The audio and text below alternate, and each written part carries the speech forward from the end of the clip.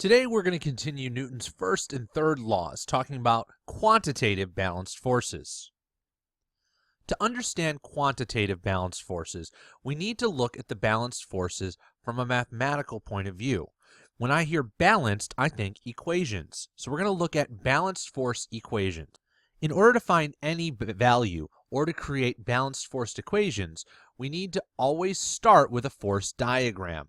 This is a good jumping off point for any force-based question. Once your force diagram is complete, you need to ask yourself whether these forces are balanced or unbalanced. We do this so we can figure out whether we can set up force equations or not. These force equations are going to help us infer unknown forces from known forces. If we can establish that forces are balanced in any direction, then we can write force equations. We can say that up balances down, right balances left. So up force is equal to down force, left force is equal to right force. Let's look at a hockey puck to begin with. Always start with a force diagram. No matter what the question's asking you, always start with a force diagram. Start with your object. Gravity is always present, so I know that that hockey puck is getting pulled down to the ground. It's on a surface, so the surface is pushing up. The hockey puck's pushing down, the surface is pushing up. Equal but opposite. It's moving at a constant velocity without friction. Now, I know that there are no left or right forces for a couple reasons. One, it says there's no friction. Friction would go against the motion, so it would go to the left. If I just had friction going to the left and nothing going to the right, it would be unbalanced. It also does not say anything about a force being applied as the puck goes. This is after the hockey puck's been hit and it's sliding across the ice on its own. It's strange to think, but only gravity and the normal force are acting on this puck. An object in motion, though, tends to stay in motion until it's met by an outside unbalanced force.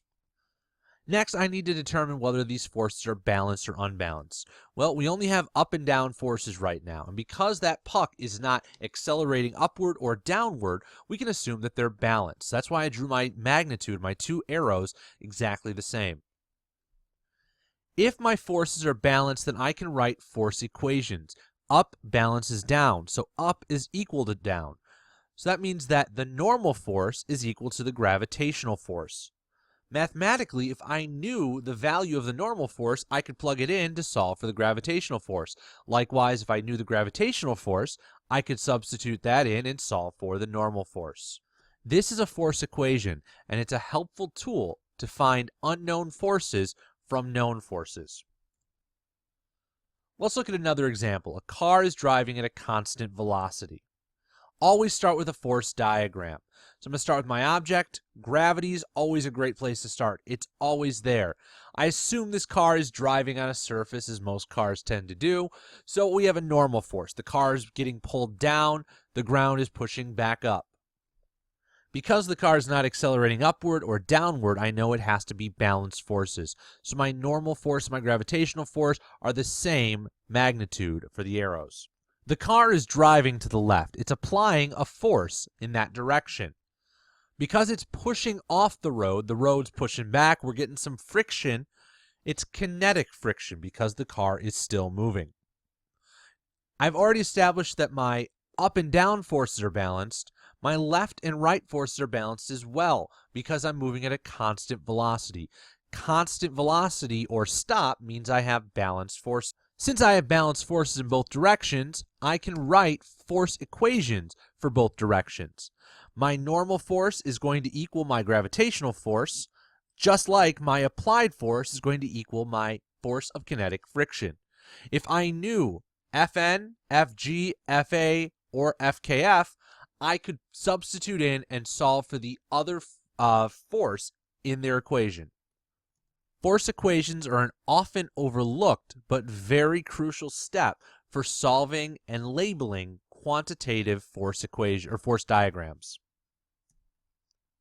Quantitative force diagrams are force diagrams with direction arrows, labeled forces, and numeric magnitude. At this point, we've only drawn arrows and we've labeled the types of forces. Now that we know a unit for these forces, the Newton, we can quantify it. We can put actual values to these magnitudes. Some forces can be calculated using formulas, and we'll talk about those formulas in a moment. Other forces must be inferred using our force equations. That's why they're so important. When I say the forces are inferred, we can look at a force diagram here. We know the normal force and we know the force of friction. That's how we would label them, right next to the name of the force on the force diagram.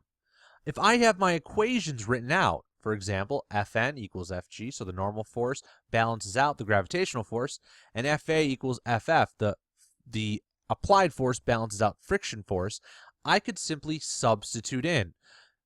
The normal force is 2.5 newtons, so I'm going to plug that in. That means the gravitational force is 2.5 newtons. The frictional force is 3 newtons, so I can plug that in for the frictional force in my equation. So that means the applied force is also 3 newtons. That's how we infer using known forces. The force equations are very important and very key to this step. Some forces are calculated based on the given information. The gravitational force is the most common of these forces. Gravitational forces are calculated by multiplying 9.8, the gravitational force constant on Earth, times the mass of the object, always in kilograms. This gravitational force is closer to what we would call weight. Weight doesn't just represent the mass, the matter that you're made of, it represents that mass and that attraction between you, a body of mass, and the Earth, a much bigger body of mass. So that's what 9.8 represents. It's that relationship between our mass and the mass of the Earth and the gravitational pull that exists between them. Friction forces can also be calculated, both kinetic and static. We do this by multiplying mu times the normal force of the object. Mu is the coefficient of friction. This is a unitless value that defines the relationship of two materials as they slide or stick to one another through friction. Mu, or the coefficient of friction, changes depending on the types of materials and whether it's static or kinetic friction. There are reference lists that exist talking about different common materials that are used in engineering. This way engineers can predict the amount of force that certain objects or certain materials will create as they rub against each other. Since we're still talking about balanced forces, Newton's first law is very important. That's an object at rest tends to stay at rest, an object in motion tends to stay in motion. And we saw this example highlighted very well with the hockey puck. Even though that object was not being pushed, because there were balanced forces, in this case 0 force in both directions, that hockey puck had the chance to keep moving. If it was on a surface that had more friction or a higher coefficient of friction, that would have been unbalanced and it would have eventually slowed down, so it wouldn't have stayed in motion. That increased friction would be an outside unbalanced force. Let's examine Newton's first law with a force diagram. A 4-kilogram box sits on a surface at rest.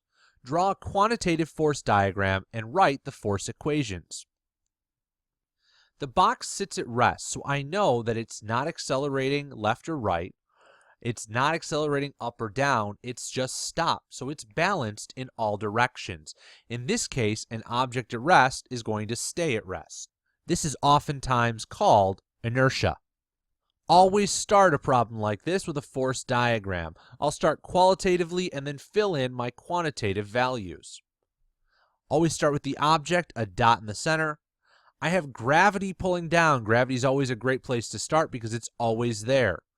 It's on a surface, so it's pointing up because we have a normal force. Remember, the normal force goes perpendicular at a right angle to the surface.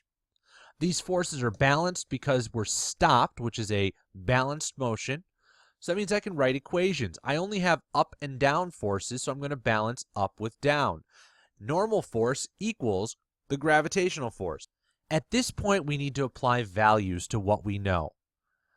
I don't know the normal force. If I knew possibly the coefficient of friction, or if there was friction, I'd be able to figure that out. But gravitational force, just like I say, gravitational is a great place to start when labeling the forces. It's also a great place to start when calculating the forces. 9.8 is the magic number. Multiply the mass of the box, in this case 4 kilograms, by 9.8. This will give us our gravitational force. 9.8 times the mass, so 9.8 times 4, gives me 39.2 newtons. Every time you find a force, label it right away in your force diagram. So the gravitational force is 39.2 newtons. Visual learners may see that gravity is pulling down at 39.2, so the normal force should be pulling up at 39.2. Or we look at our equation. If I substitute 39.2 in for the gravitational force, that means the normal force equals 39.2 newtons as well. When all of your forces are labeled, your force diagram is complete. Because we're talking about balanced forces and forces in general, Newton's third law comes in handy. Newton's third law points out that for every action there's an equal but opposite reaction. Forces come in pairs. When I push on the ground ground pushes back. If I'm sitting in a chair and I have a cheat week and I eat a little too many Twinkies, that chair may not be able to push up as much as gravity's pulling down on me. At that point, the chair snaps and everyone laughs. Gravity's pulling on you just like on a smaller amount, you're pulling on gravity. Let's apply this third law to this scenario. A 70-kilogram man is walking forward at a constant velocity with a force of 30 newtons. Draw a quantitative force diagram and write force equation. A man walking is a great example of Newton's third law. As he pushes back on the ground pushes forward on him, causing him to move forward. He's walking at a constant velocity. He's not accelerating up into the sky. He's not accelerating down into the ground. So we're going to have balanced forces all around. Let's start with a force diagram. Here's my object. Here's the man. Gravity's always a great place to start. Gravity's pulling down. He is standing on a surface. He's walking on a surface. So he has a normal force because the ground is pushing up on him. He's walking on a surface, so we can assume that there's some level of friction. Friction always goes against the motion, so we're going to have friction going to the left. Our applied force is going to the right, or in this case, forward. The friction force comes from him pushing his foot backwards against the ground, and it rubs against. The applied force comes from the ground pushing back on his feet, pushing him forward every step he takes. I've already established that I have balanced forces in both directions, so I'm going to write out my force equations. Gravitational force equals the normal force because up balances down. My friction force equals my applied force. Left balances right. This force could also be the kinetic friction force as well, since we are moving. The kinetic friction force, the static friction force, and friction force are oftentimes used interchangeably. It depends on how detailed you're looking to get. When making a quantified force diagram, a great place to start is gravity, because I know the formula for gravitational force is 9.8 times the mass of the objects. In this case, I'm going to take 9.8 and multiply it by 70 kilograms, the mass of the man. That's going to give me 686 newtons. So gravity's pulling down with 686 newtons. That means the normal force is also 686 newtons. Those two forces, up and down, should balance together. For my applied force and my frictional force, I don't have a formula unless I know mu, unless I know the coefficient of friction. If I go back and reread the word problem, it does sometimes tell us given forces. It has a constant velocity with a force of 30 newtons. So my applied force in this case is 30 newtons. I'm going to substitute 30 in for my applied force. This means that my friction force, or my kinetic friction force, is also 30 newtons. When all of my forces are labeled with both a name and a value or magnitude, I'm done. On your own, try the next two problems. Remember, draw a force diagram, write out the force equations, use the formulas that we learned, 9.8 times mass, or if you're given the coefficient of friction, multiply times the normal force. Label out the full force diagram, including all force names and the magnitude in a numeric form. Remember to use the unit newtons.